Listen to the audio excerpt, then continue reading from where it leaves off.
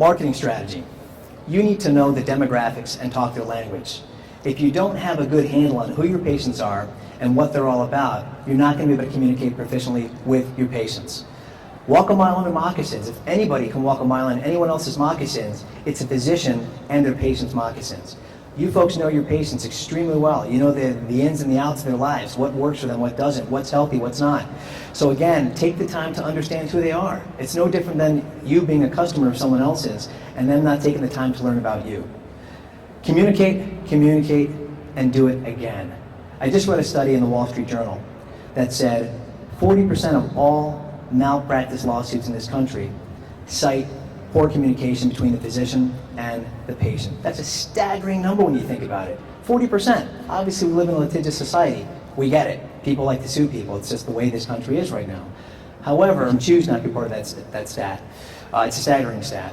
So again, learning how to communicate more effectively with your patient, putting yourself in their shoes when they walk into your door and they're sitting in that room waiting for you. Take that second to learn and to think about what they might be going through. Team and staff. Know what makes your team work on an individual basis.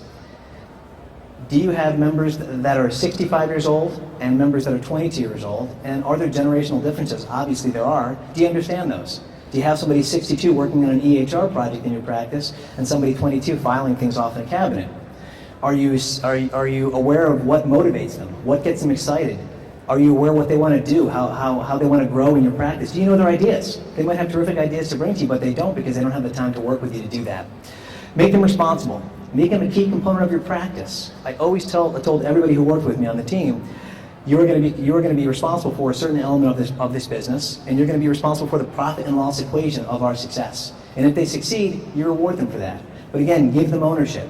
Let them hold the reins on what they're doing there. Management. Understand your role as a manager.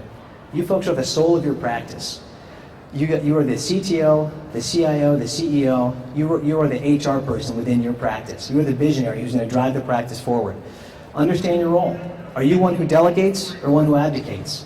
A delegator, a manager who delegates says, you know what, I have faith in you, here are the reins, go do what you need to do. I'm going to have my hand right here, and when you need to grab it, I'm going to be there for you, but I'm giving you the reins to do what you want to do. Be a delegator, not an abdicator. An abdicator says, you know what, I don't want to do it. I didn't learn how to do those things. I really don't care about doing those things. Take it off my plate. All I want to do is crunch through some patients. So again, understand what your role is as a manager in the practice. Understand you're both an employee and you're both a manager of your business. You wear two different hats in that respect. As an employee, you're probably the most profitable employee that business has that you own. But as a practitioner, you're also a manager of that business. So be mindful of those two things. Understand the business systems. And what I mean by that is we don't have to have such an in-depth knowledge of everything that goes on in our business, but you should know at a 30,000-foot level how things work and flow in your business. Jack Welch, the former CEO of GE, didn't know exactly how to install filaments and different components into all the electronics that they manufactured, but he did know that the filaments were excellent, they were affordable, they generated a good profit, and when they clicked the switch, it was a brighter bulb than Sylvania.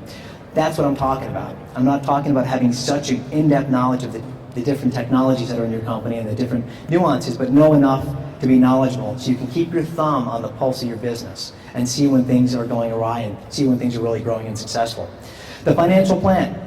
You have to know where you were. How can you go anywhere if you don't know where you were? So you have to know where you were to get to where you want to go. I can't emphasize this enough.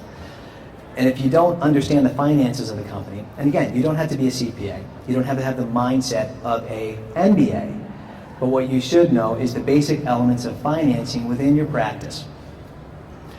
Review your key finances and key performance indicators on a monthly basis. So many people may have a plan. Let me ask the question actually. How many people here have a business plan?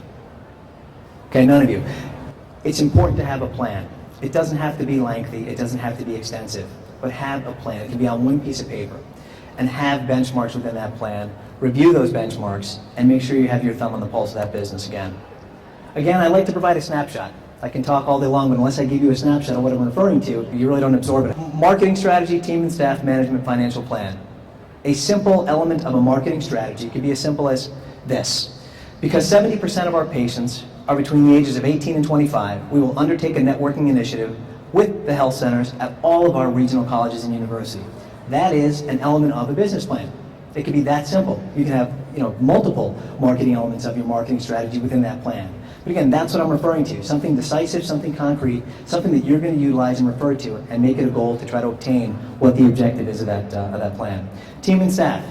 This could be excellent as an element. Initiate a skill set cross-pollination procedure to minimize over-reliance on any one staff member.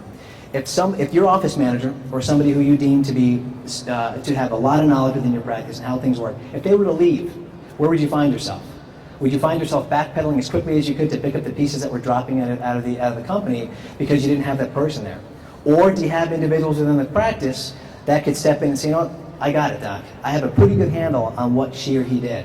And I'm going to help you out, and we're going to get through this and hire somebody else because I'm not an expert at it. I'm not overly masterful in this task, but I do have a base knowledge of what she used to do.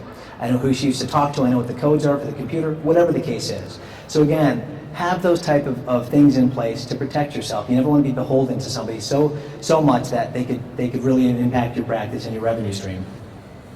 Management. Institute a collections program that triggers at 3 days past due instead of 30 days past due. Again, this is a great example of management sitting down saying, we're looking at the financials, we're looking at our receivables, and you know, we're not collecting on it. What's happening here? What's going awry? Why isn't this working?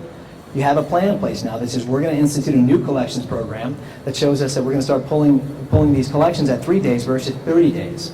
Again, simple plans, simple things to help you run and manage your business. It's all about keeping your thumb on the pulse. At the end of the day, practitioners spend about 25% on non-clinical type tasks within their practice, whether it's accountability, whether it's R&D, whether it's the evolution of the business, of the practice. You do that, and if you're not, you should be doing that, but do it strategically. Financial plan. Practice owners will meet quarterly with the CPA to review and assess key financials in an effort to improve awareness and their practice financial position. That's huge. Now you're taking the time to sit down with the expert you've hired, because you're not a CPA, we know that, and you're not an MBA, you're not a finance person, you're a practitioner. And you're now sitting down to learn more about those finances so you can have a better gauge of how your practice is going, how the cash flow is flowing, how the profit and loss is going, all those things. And again, you don't have to be so in tune with what's happening, just know enough to ask the right questions before the issues occur. And having that knowledge is paramount to keeping, again, your thumb on the pulse of the business.